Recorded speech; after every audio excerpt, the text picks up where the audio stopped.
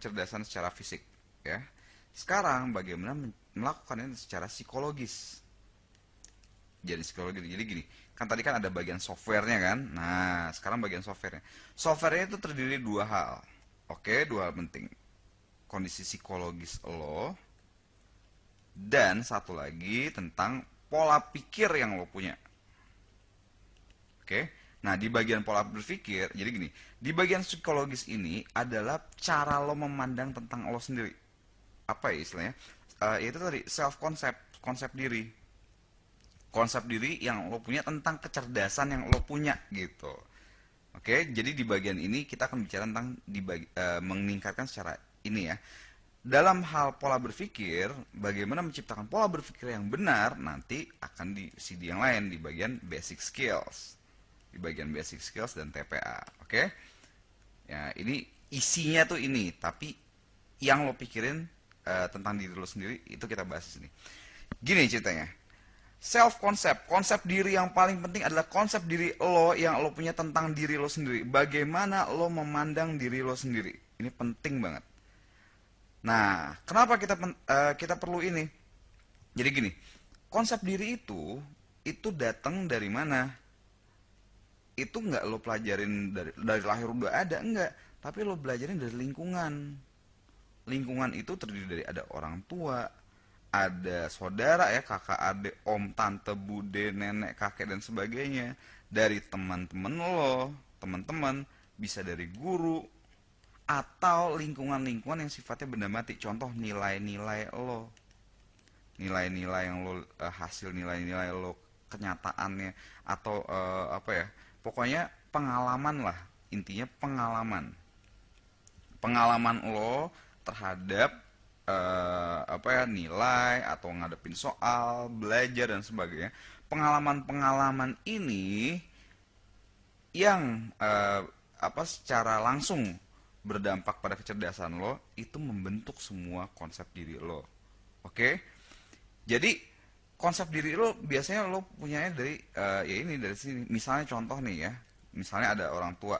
Orang tua tuh kadang-kadang suka nggak sadar bilang gitu, ah kamu mah bodoh gini gini gini, ah ini gimana sih kok goblok gini, ada yang kayak gitu. Tapi mereka kadang-kadang nggak sadar, jadi maafin aja gitu ya. Atau dari saudara-saudara punya kakak nih, kakak lo suka ngomong gini, ah tolol lo gini-gini, ah gitu doang kagak bisa, ini, mikir dong, ah kayak gitu-gitu. Atau di teman-teman juga suka digituin. Atau kalau itu yang negatif, kalau yang positif orang tua bilang, wah kamu cerdas nak, wah duh si mas ini memang hebat. Nah misalnya kayak gitu, ini akhirnya membentuk. Oke. Nah sebelumnya gue akan bicara sedikit.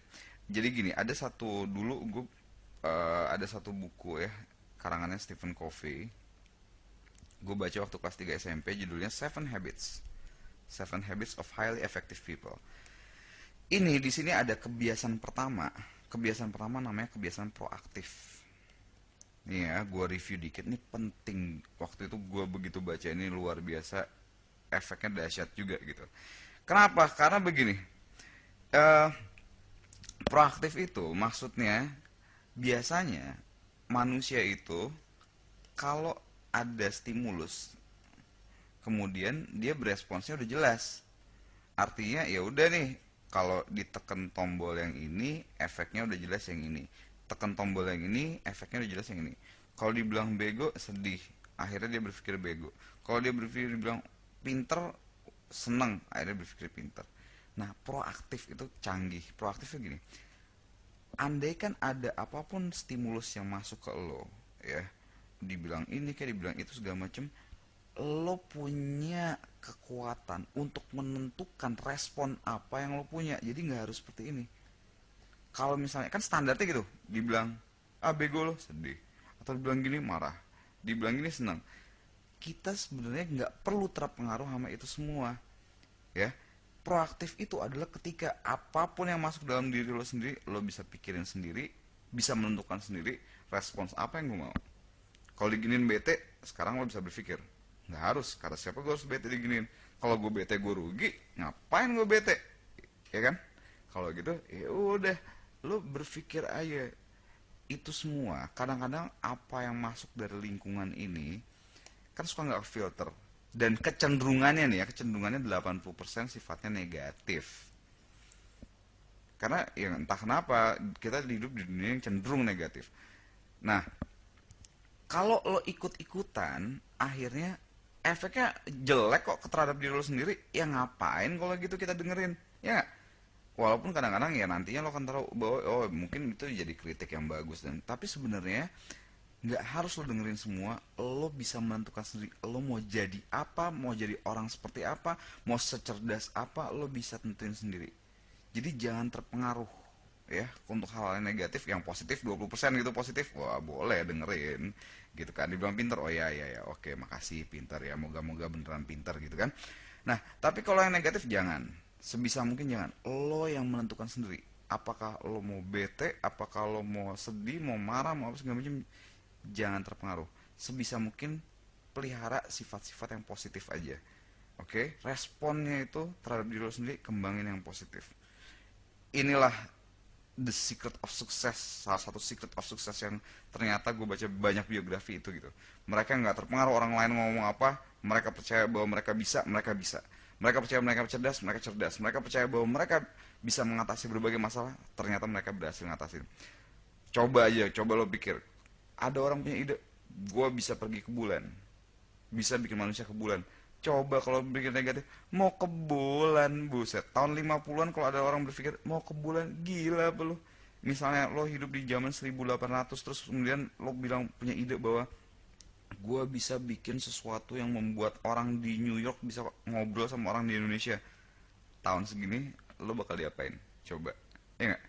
Bakal gila apa lo? Tapi ketika kepercayaan diri itu ada ya, ketika lo nggak terpengaruh sama pendapat negatif ini, lo tetap berpikir bahwa bisa, akhirnya bisa beneran gitu ya. Jadi ini bagian paling penting. Mulai sekarang coba lo lihat apa pendapat orang terhadap diri lo sendiri. Bener nggak? Mau nggak lo setuju sama mereka kalau itu isinya negatif? Oke? Nah, lo sendiri yang tentuin diri lo seperti apa. Ya, inilah kedewasaan ya. Kalau gue sebenarnya dewasa itu tahap pertamanya ada di sini. Lo menentukan lo seperti apa. Cerdas, pinter, kreatif, bersahabat atau apapun itu terserah lo. Lo mau marah, lo mau sedih, mau bete, mau apa segala macam itu terserah lo.